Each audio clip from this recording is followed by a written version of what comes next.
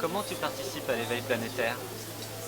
En mettant ma pierre, comme tout le monde, enfin, en essayant d'être comme tout le monde, la mettre sa pierre, En vendant des beaux tankas. par exemple, entre autres. Alors c'est quoi un tanka exactement? Alors un tanka, c'est une peinture tibétaine. Tanka, tout d'abord, ça veut dire rouleau qu'on déroule en tibétain. Rouleau parce que c'est un rouleau en soie et au dos, il y a une peinture en coton qui a été rigidifiée avec de la poudre de Tsampa. Et cette peinture en coton, au départ, elle est tendue sur un cadre en bois, tendue avec un lacet tout autour. Et les peintres donc sont des êtres initiés, éveillés, des lamas par exemple, qui vont donc peindre un tanka, d'abord le dessiner, et ensuite ils vont peindre avec des minerais naturels, c'est-à-dire des pierres pilées, avec lesquelles ils ont mélangé ça avec un onguent, une colle, pour fixer la poudre de pierre et qui va devenir une peinture. Et donc c'est donc une peinture faite à base de minerais et aussi de l'or 24 carats. Donc par exemple pour les bleus, on va utiliser de l'azurite de l'Himalaya, et puis différentes couleurs, des pierres comme de l'or piment, comme voilà. Tout normalement à la base est fait avec des minerais naturels. Aujourd'hui, tous les tankas sont pas faits en minerais naturels, pour être honnête.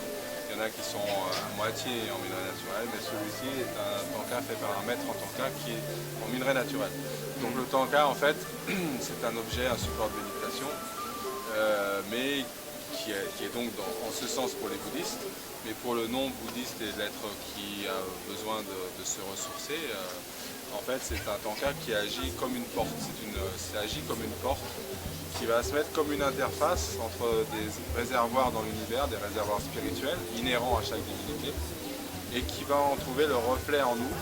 Et donc cet effluve énergétique va venir réveiller des choses à l'intérieur de nous, voilà, qu'on a besoin pour notre évolution. Donc le tanka, on peut dire que 10% c'est l'art et 90% c'est l'énergie que ça amène par cette porte. Et comment on l'utilise alors exactement? On le regarde? Donc On le médite à tanka, côté? sans vouloir froisser quiconque, on ne l'utilise pas. C'est-à-dire que c'est pas un objet, c'est quelque chose qu'on va respecter. Donc on va se mettre en relation avec et on va sentir, même si on n'est pas du tout sensible, comme une effluve, cet effluve énergétique qui passe au travers de notre corps via les centres d'énergie qui sont au nombre connu de 7 et inconnu partout. Donc cette énergie, cet effluve va se véhiculer en direct par les chakras et aller réveiller des choses en nous qu'on va ensuite activer par cette nourriture énergétique spirituelle. Et donc en l'activant, on va générer une nouvelle fréquence et cette fréquence va donc jouer dans la loi d'attraction et attirer des nouvelles situations, des nouvelles choses, des prises de conscience, etc. Donc en fait ça va très très vite le tanka parce que on ne passe pas par l'intellect, on ne passe pas par le système analytique, on va en direct par les centres d'énergie. Parce que l'intellect va dire je suis d'accord, je ne suis pas d'accord, et si on n'est pas d'accord, ce n'est pas forcément une vérité, parce que ça dépend de notre niveau de conscience, de nos croyances, si on vit en Occident, si on vit en Afrique, etc.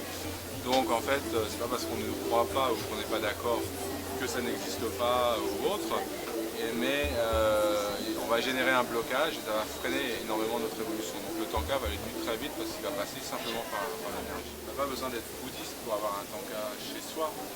Je dirais, ce qui compte, c'est d'avoir donc cette énergie primordiale spirituelle du cœur.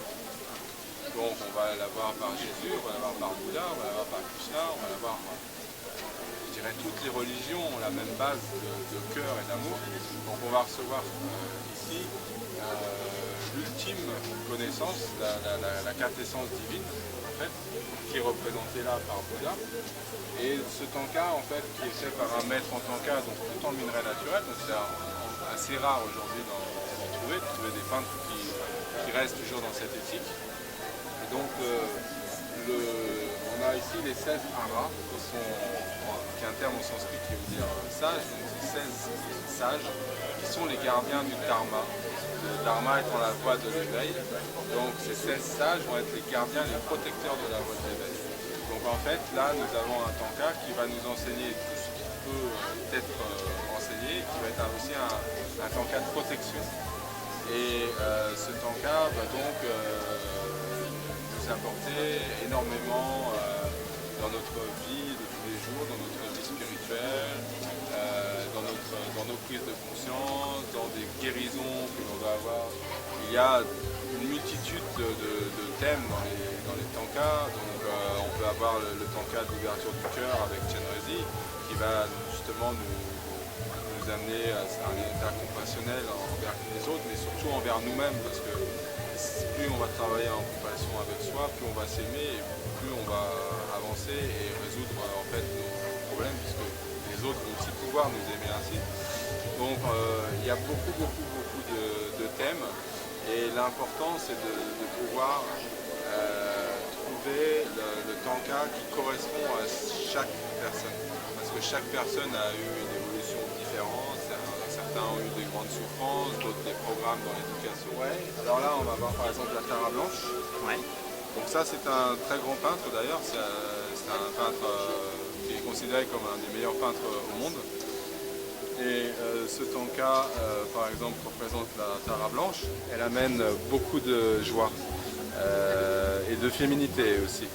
Donc la Tara Blanche va être donc porteur à faire prendre conscience que notre corps, notre véhicule est précieux et qu'il faut qu'on soigne au maximum ce corps pour vivre le plus longtemps et prendre conscience au maximum de ce qu'on doit faire dans notre temps pour s'éveiller et voir se libérer. Mais écoutez, nous avons un tanka très complexe qui représente le mandala de Kala Chakra. Kala qui veut dire temps, chakra qui veut dire roue, va réguler la patience, la tolérance vis-à-vis des êtres et ciel.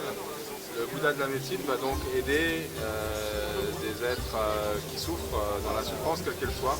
La souffrance vient d'abord de l'âme qui n'est pas en accord avec elle-même, avec son corps, avec notre corps et notre incarnation présente. Donc le Bouddha de la médecine va agir, va aller à l'essentiel par rapport à la souffrance des maux physiques que l'on a, ou alors il va donc agir pour quelqu'un qui a une pathologie quelconque ou simplement une dépression, mais il va aussi aider beaucoup les médecins, les thérapeutes, les chirurgiens, les acupuncteurs, un ostéopathe à s'inspirer et à trouver et à puiser en lui en fait ce qui va pouvoir être le reflet de lui-même dans l'univers ou vice versa, le reflet de l'univers en lui pour pouvoir avoir cette connaissance en fait, parce que nous sommes nous, microcosme, le reflet du grand univers, macrocosme, et on a réveillé. Voilà, le tanka réveille. Voilà, réveille ce que nous sommes et ce que nous avons à comprendre pour avancer. Un moment de jucherie pour enlever les obstacles. Voilà. Il y a le tanka de la Tara, ça c'est Padmasambhava. Donc Padmasambhava c'est intéressant parce que c'est un sage indien qui ne s'appelait pas comme ça, ce sage. Et en l'an 700, il a apporté le bouddhisme au Tibet. Donc il a bravé toutes les forces de l'Himalaya, les forces contraires, et il a implanté le bouddhisme au Tibet. Donc de ce fait, Padmasambhava, qui veut dire celui qui est né du lotus, Padma voulant dire lotus, brise les obstacles. Voilà. Et donc il enlève les obstacles avec l'Inde, qui représente Sarasvati. Donc Sarasvati étant la compagne de Brahma. Brahma qui est dans l'hindouisme le créateur de notre univers, celui qui l'a peuplé, celui qui a créé ces résonances. Donc Sarasvati, c'est elle qui a tout créé, toutes les courbes, le visage, les courbes des jambes, des fessiers, etc. Donc, et aussi toute la connaissance et tout ce qui est artistique. Donc en fait c'est vraiment basé sur l'art. C'est pour ça qu'on a pu voir des écoles comme Rudolf Steiner et tout ça qui travaillent beaucoup dans l'art, parce que l'art est en fait primordial. Donc l'univers étant créé par l'art est très important. Voilà, donc ça va-t-il donner toutes les inspirations artistiques. Donc, bah, merci beaucoup Pascal. Eh bien, merci à Et, vous, merci beaucoup. à bientôt. À bientôt. Merci.